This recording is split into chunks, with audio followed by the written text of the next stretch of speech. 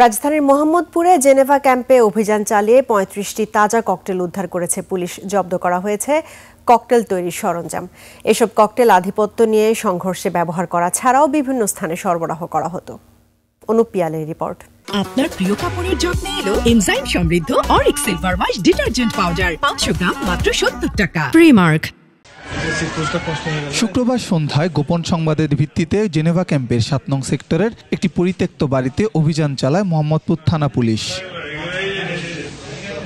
সে সময় পাওয়া যায় ৩৫টি ককটেল ও ককটেল তৈরির বিপুল পরিমাণ সরঞ্জাম।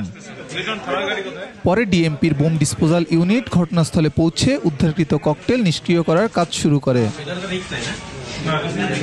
পুলিশ বলছে জড়িতদের বিরুদ্ধে আইনগত ব্যবস্থা নেবে।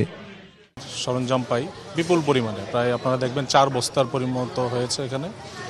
আর পরে দোতলায় গিয়ে আমরা বেশ কিছু ককটেল, তাজা ককটেল পাই। আর পাশেই আরেকটা বাড়ি, নির্মাণাধীন বাড়ি, ওটাতে আমরা আরও অনেকগুলো ককটেল উদ্ধার করি। তো সব মিলে ককটেলের সংখ্যা হচ্ছে 35টা।